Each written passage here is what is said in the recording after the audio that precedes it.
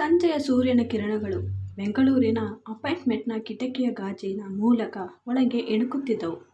ದೀಪ table ಮೇಲೆ ಬಿದ್ದಿದ್ದ ಪತ್ರಿಕೆಯನ್ನು ತೆಗೆದು ನೋಡಿದಳು.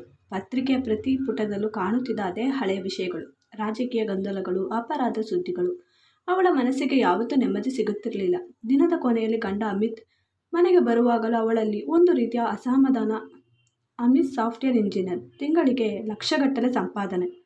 ಅವನಿಗೆ ಯಾವುದೇ ಕೆಟ್ಟ ಅಭ್ಯಾಸಗಳಿರಲಿಲ್ಲ. ಮನೆ ಕೆಲಸ ಅಷ್ಟೇ ಅವನ ಪ್ರಪಂಚ. ಆದರೆ ದೀಪಗಳಿಗೆ ಅಮಿತ್ನಿಂದ ಸಿಗಬೇಕಾದ ಪ್ರೀತಿ, ಅಕ್ಕರೆ ಸಿಗುತ್ತಿಲ್ಲ ಎನ್ನುವ ಭಾವನೆ. ಇಬ್ಬರ ನಡುವೆ ಒಂದು ಮೌನ ಮನೆ ಮಾಡಿತ್ತು. ಅದು ಮಾತಿನ ಮೌನವಲ್ಲ, ಭಾವನೆಗಳ ಮೌನ. ಇಬ್ಬರು ಜೊತೆಗಿದ್ದರೂ ಎಷ್ಟೋ ದೂರ ಇದ್ದ ಹಾಗೆ. ಒಂದು ದಿನ ಅಮಿತ್ ಕೆಲಸದಿಂದ ಬರುವಾಗ ಅಮ್ಮನ ಮುಖದಲ್ಲಿ ಹೊಸ ಉತ್ಸಾಹ ಇತ್ತು.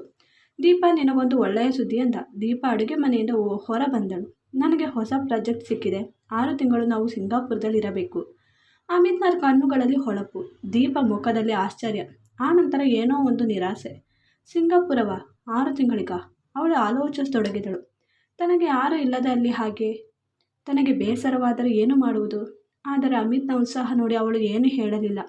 ಅವಳು ಸಿಂಗಾಪುರ್ಗೆ ಹೋಗೋಕ್ಕೆ ಒಪ್ಪಿಕೊಂಡಳು. ಸಿಂಗಾಪುರ್ಗೆ ಬಂದ ಮೊದಲ ವಾರ ದೀಪಾಳಿಗೆ ಏನೋ ಒಂದು ಹೊಸತನ ಅನಿಸಿತು. ಹೊಸ ನಗರ, ಹೊಸ ಜನರು. ಅಮಿತ್ ಕೆಲಸಕ್ಕೆ ಹೋದ ಮೇಲೆ ಅವಳು ಅಪಾರ್ಟ್ಮೆಂಟ್ನಿಂದ ಹೊರಬರುತ್ತಿದ್ಳು. ಅಲ್ಲಿನ ಪ್ರಸಿದ್ಧ ಸ್ಥಳಗಳಿಗೆ ಭೇಟಿ ನೀಡುತ್ತಿದ್ಳು. ಪಾರ್ಕ್ಗಳಲ್ಲಿ ಕುಳಿತು ಪುಸ್ತಕ ಓದುತ್ತಿದ್ಳು. ಅವಳನ್ನು ಪ್ರೀತಿಸುವವರು ಯಾರೂ ಇಲ್ಲ ಎನ್ನುವ ಭಾವನೆ ಅವಳನ್ನು ಕಾಡುತ್ತಿತ್ತು.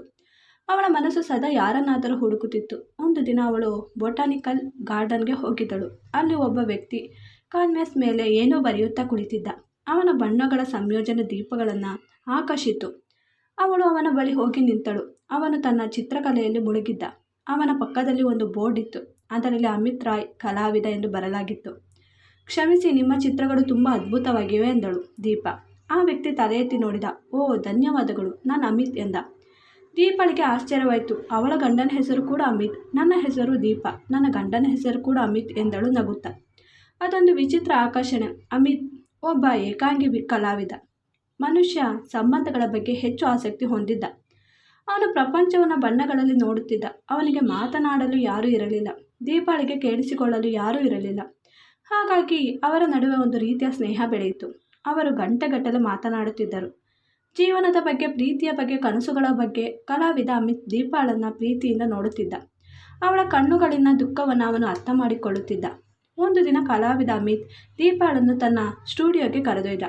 ಅಲ್ಲಿ ಅವನು ದೀಪಾಳ ಒಂದು ದೊಡ್ಡ ಭಾವಚಿತ್ರವನ್ನು ಬರೆದಿದ್ದ. ಅದು ದೀಪಾಳ ಕಣ್ಣುಗಳಿನ ದುಃಖ, ಅವಳ ಅಂತರಾಳದ ನೋವು ಎಲ್ಲವನ್ನು ಪ್ರತಿಬಿಂಬಿಸುತ್ತಿತ್ತು. ನೀವು ಎಷ್ಟು ಚೆನ್ನಾಗಿ ಅರ್ಥ ಮಾಡಿಕೊಂಡಿದ್ದೀರಿ ನನ್ನನ್ನು ಎಂದಳು ದೀಪ ಕಣ್ಣೀರಿನೊಂದಿಗೆ. ನಿನ್ನ ಕಣ್ಣುಗಳು ತುಂಬ ಮಾತನಾಡುತ್ತವೆ ದೀಪ. ನೀನು ಹೇಳದಿರುವುದು ಅದೆಷ್ಟೋ ನೋವನ್ನು ನಾನು ಅವುಗಳಲ್ಲಿ ನೋಡಿದ್ದೇನೆ ಎಂದ ಕಲಾವಿದ ಅಮಿತ್. ದೀಪಾಳಿಗೆ ಅವಳ ಗಂಡ ಅಮಿತ್ಗಿಂತ ಹೆಚ್ಚು ಈ ಹೊಸ ಅಮಿತ್ ತನ್ನನ್ನು ಅರ್ಥ ಮಾಡಿಕೊಂಡಿದ್ದಾನೆ ಅನಿಸಿತು. ಅಲ್ಲಿಗೆ ಅವಳ ಜೀವನದಲ್ಲಿ ಹೊಸ ಅಧ್ಯಾಯ ಶುರುವಾಯಿತು. ಅವಳು ಪ್ರತಿದಿನ ಕಲಾವಿದ ಅಮಿತ್ನೊಂದಿಗೆ ಸಮಯ ಕಳೆಯಲು ಶುರು ಮಾಡಿದಳು. ಅವನ ಮಾತುಗಳು, ಅವನ ಪ್ರೀತಿ ಅವಳ ಮನಸ್ಸಿಗೆ ಹೊಸ ಬಣ್ಣ ತುಂಬುತ್ತಿತ್ತು. ಅವಳು ತನ್ನ ಗಂಡನ ಬಗ್ಗೆ ಕಲಾವಿದ ಅಮಿತ್ನೊಂದಿಗೆ ಹೇಳಿಕೊಂಡಳು. ನಮ್ಮಿಬ್ಬರ ನಡುವೆ ಪ್ರೀತಿ ಇದೆ ಅನಿಸುವುದಿಲ್ಲ ಎಂದಳು. ಕಲಾವಿದ ಅಮಿತ್ ನಿಧಾನವಾಗಿ ದೀಪಳ ಕೈ ಹಿಡಿದು, ಪ್ರೀತಿ ಯಾವಾಗಲೂ ಮಾತುಗಳಲ್ಲಿ ಇರುವುದಿಲ್ಲ ದೀಪ, ಅದು ಮೌನದಲ್ಲಿ ಇರುತ್ತದೆ ಎಂದ. ಒಂದು ದಿನ ದೀಪ ತನ್ನ ಗಂಡ ಅಮಿತ್ಗೆ ಕಲಾವಿದ ಅಮಿತ್ನ ಬಗ್ಗೆ ಹೇಳಲು ನಿರ್ಧರಿಸಿದಳು. ಅವಳು ಗಂಡನಿಗೆ ಎಲ್ಲವನ್ನೂ ಹೇಳಿದಳು. ತನ್ನ ಮನಸ್ಸಿನ ನೋವನ್ನು, ಕಲಾವಿದ ಅಮಿತ್ನೊಂದಿಗಿನ ಸ್ನೇಹವನ್ನು ಗಂಡ ಅಮಿತ್ ಶಾಂತವಾಗಿ ಕೇಳಿದ. ಅವನು ದೀಪಾಳ ಕಣ್ಣುಗಳಲ್ಲಿ ನೋವನ್ನು ನೋಡಿದ. ಅವನಿಗೆ ಗೊತ್ತಿತ್ತು ಅವಳು ಯಾಕೆ ಹೀಗೆ ಮಾತನಾಡುತ್ತಿದ್ದಾಳೆ ಎಂದು. ದೀಪ, ನಾನು ನಿನ್ನನ್ನು ತುಂಬ ಪ್ರೀತಿಸುತ್ತೇನೆ ಎಂದ ಅಮಿತ್ ನಿಧಾನವಾಗಿ. ನಾನು ನಿನ್ನನ್ನು ನಿರ್ಲಕ್ಷಿಸಿದ್ದೆ, ಕೆಲಸ ಅಂದುಕೊಂಡು ನಿನ್ನನ್ನು ಮರೆತಿದ್ದೆ. ನನಗೇನು ಗೊತ್ತಿತ್ತು ನಿನ್ನ ಮನಸ್ಸಿನಲ್ಲಿ ಇಷ್ಟೊಂದು ನೋವಿದೆ ಎಂದು. ಅವನ ಕಣ್ಣುಗಳಲ್ಲಿ ಪ್ರಾಮಾಣಿಕ ವಿಷಾದವಿತ್ತು. ನನಗೆ ಗೊತ್ತು ಅಮಿತ್, ನೀನು ಕೆಟ್ಟವನಲ್ಲ. ಆದರೆ ನನಗೇನು ಬೇಕಿತ್ತು? ನೀನು ಕೊಡಲಾಗದ ಏನೋ ಒಂದು. ಕಲಾವಿದ ಅಮಿತ್ ನನಗೆ ಆ ಭಾವನಾತ್ಮಕ ಬೆಂಬಲವನ್ನು ಕೊಟ್ಟನು ಎಂದಳು ದೀಪ. ನನಗೆ ಗೊತ್ತಾಯಿತು ದೀಪ, ನಾನು ಬದಲಾಗುತ್ತೇನೆ ನಿನಗಾಗಿ. ನನಗೂ ನಿನ್ನ ಪ್ರೀತಿ ಬೇಕು. ನಾನು ಮತ್ತೆ ಮೊದಲಿನ ಹಾಗೆ ಆಗೋಣ ಎಂದ ಅಮಿತ್. ದೀಪಾಳ ಕೈ ಹಿಡಿದು ಅದೇ ದಿನ ದೀಪ ಕಲಾವಿದ ಅಮಿತ್ನನ್ನು ಭೇಟಿಯಾದಳು. ನನ್ನ ಗಂಡನಿಗೆ ಎಲ್ಲವನ್ನ ಹೇಳಿದೆ ಎಂದಳು. ಕಲಾವಿದ ಅಮಿತ್ ಶಾಂತವಾಗಿ ನಕ್ಕ. ನನಗೆ ಗೊತ್ತಿತ್ತು ನೀನು ಹೇಳುತ್ತೆ ಅಂದು. ನಿನ್ನ ಕಣ್ಣುಗಳಲ್ಲಿ ಈಗ ಬೇರೆ ಹೊಳಪಿದೆ ದೀಪ, ಅದು ನಿನ್ನ ಗಂಡನ ಪ್ರೀತಿಯ ಹೊಳಪು ಎಂದ. ನನ್ನಿಂದ ನಿಮಗೆ ನೋವಾಯಿತೆ ಎಂದು ಕೇಳಿದಳು ದೀಪ. ಇಲ್ಲ ದೀಪ, ಪ್ರೀತಿ ಎಂದಿಗೂ ನೋವು ನೀಡುವುದಿಲ್ಲ. ಅದು ಅರ್ಥ ಮಾಡಿಕೊಳ್ಳಲು, ಬೆಳೆಯಲು ಕಲಿಸುತ್ತದೆ. ನಿನ್ನ ಮನಸ್ಸು ಈಗ ಶಾಂತವಾಗಿದೆ, ಅದು ನನಗೆ ಸಂತೋಷ ಎಂದ ಕಲಾವಿದ ಅಮಿತ್. ನಾನು ನನ್ನ ದಾರಿಯಲ್ಲಿ ಸಾಗುತ್ತೇನೆ, ನೀನು ನಿನ್ನ ಗಂಡನೊಂದಿಗೆ ಸಂತೋಷವಾಗಿ ಬಾಳು. ದೀಪ ಕಲಾವಿದ ಅಮಿತ್ನಿಗೆ ಕೃತಜ್ಞತೆ ಸಲ್ಲಿಸಿದಳು. ಅವನು ಅವಳಿಗೆ ಪ್ರೀತಿಯನ್ನು ಹುಡುಕಲು ಸಹಾಯ ಮಾಡಿದ್ದ. ತನ್ನ ಗಂಡನ ಹೃದಯದಲ್ಲಿ ಆ ಪ್ರೀತಿ ಇನ್ನೂ ಜೀವಂತವಾಗಿದೆ ಎಂದು ಅರ್ಥ ಮಾಡಿಸಲು ಸಹಾಯ ಮಾಡಿದ್ದ. ಸಿಂಗಾಪುರದಲ್ಲಿ 6 ತಿಂಗಳು ಕಳೆದ ನಂತರ ದೀಪ ಮತ್ತು ಅಮಿತ್ ಭಾರತಕ್ಕೆ ಹಿಂತಿರುಗಿದರು. ಅವರ ಸಂಬಂಧದಲ್ಲಿ ಹೊಸ ಅಧ್ಯಾಯ ಶುರುವಾಗಿತ್ತು.